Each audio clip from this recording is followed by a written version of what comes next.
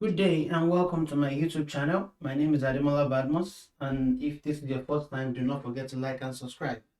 In this video, we are going to talk about automation of web application using Python and Selenium. If you've not seen any of my videos before, please check the previous playlist I've done on YouTube.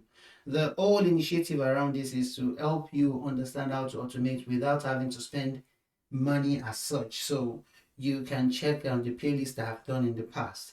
And once again, please do not forget to like and subscribe.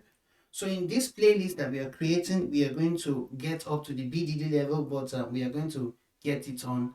We are going to start this from the simplest place possible.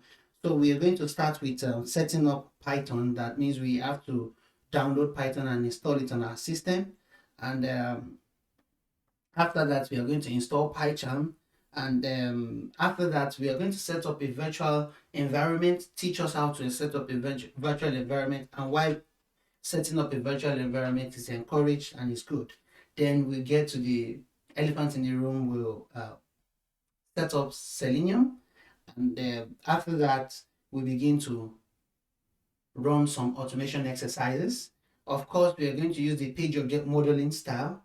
I will show us how that can be achieved using Python and Selenium. And after that, we would introduce CDD in Python. So we are going to use PyTest to achieve that. We will not use the default unit test that comes with Python. We are going to use PyTest to achieve that. And after that, we would also introduce BDD, and we will use a tool called Behave. It works exactly and behaves exactly like Cucumber that I've introduced you to in my previous playlist. So sit tight and let's get on this journey. Please do not forget to like and subscribe and hit the notification bell because I'll be making more videos about automation using other tools. Thank you, bye bye, and see you in the next video.